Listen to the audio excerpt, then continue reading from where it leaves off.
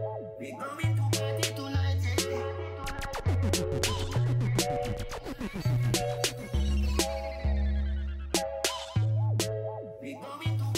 Yo, this is Alkaline representing for Um, So many people have experienced it, the allure of the unavailable partner.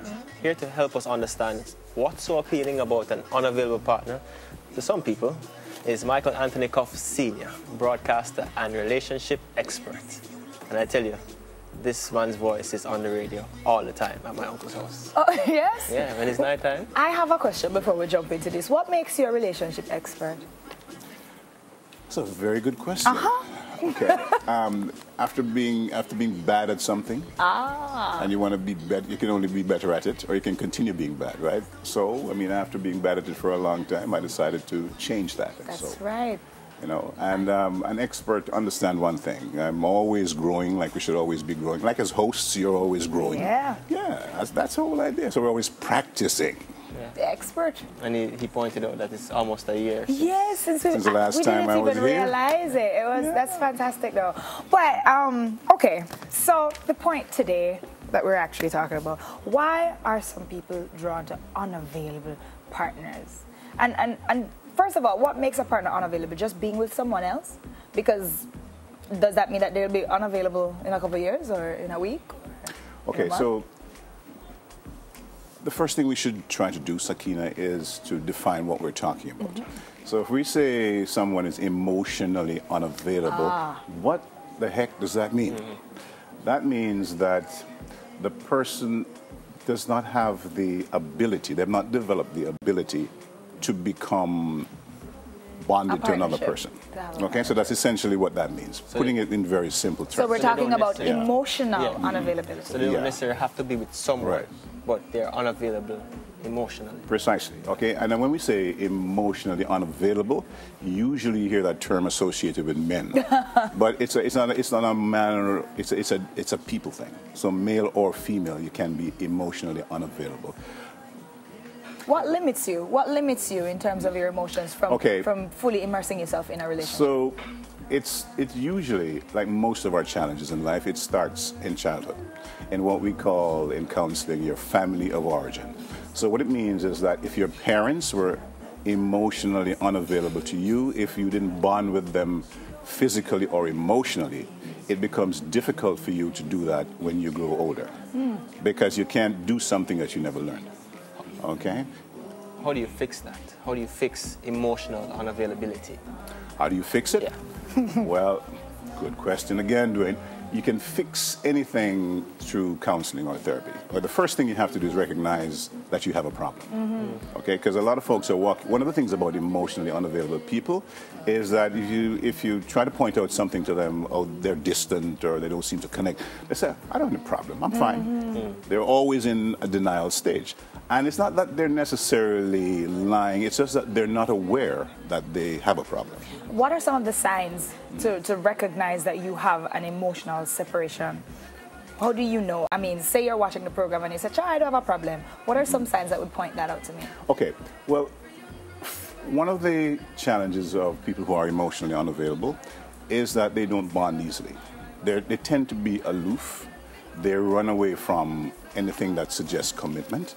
They will move into you at first, but then as soon as it gets to a point where some kind of a commitment or the suggestion of a commitment comes up, they start to put distance between. Yeah. Okay? Because this is a foreign feeling to them.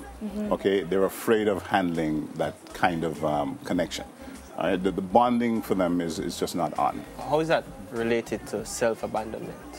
Self-abandonment. Yeah. Well, okay, so let me use another term, Dwayne. Instead of saying self-abandonment, let me just say you're disconnected from your emotions. Because, again, going back to your family of origin situation, if your parents were not available to you emotionally, then you would not have established a connection, okay? So what you've learned to do is, in order to survive, you put some distance between your emotions. You become disconnected from them.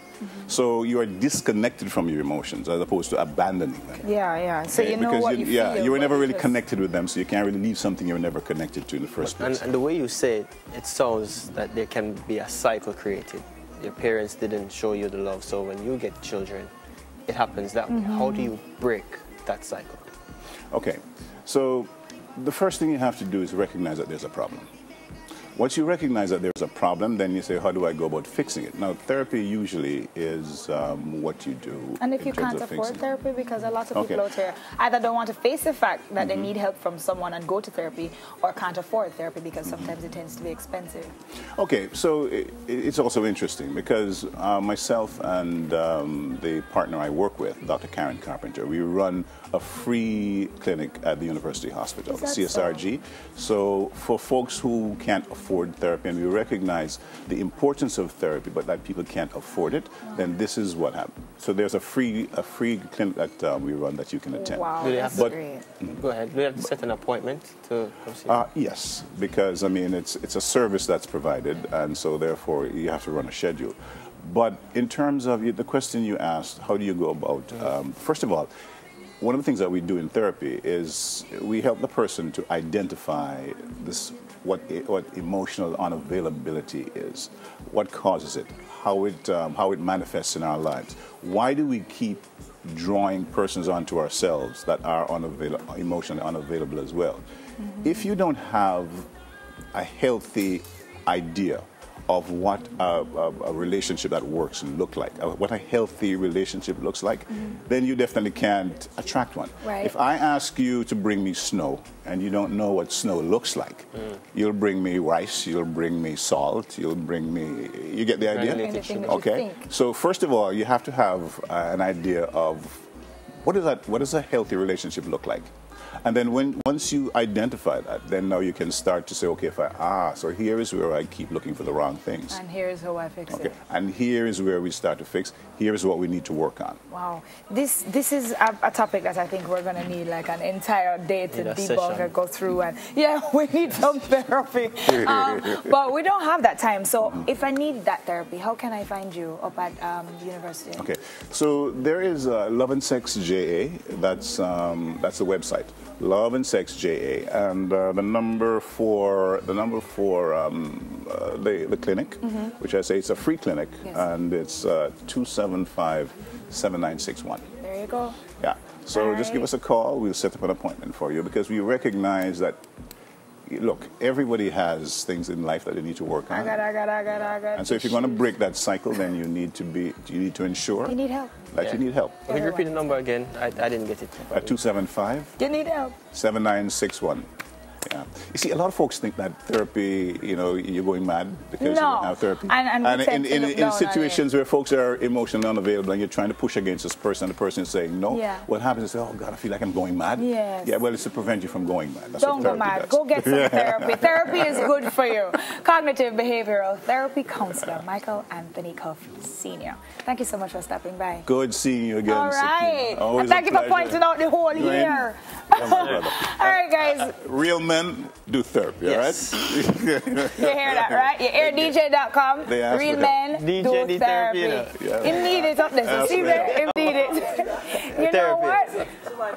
I bet you wouldn't believe so the show done. The show is over. We're all finished for today. We got some good stuff. We got food. We got therapy. We got makeup.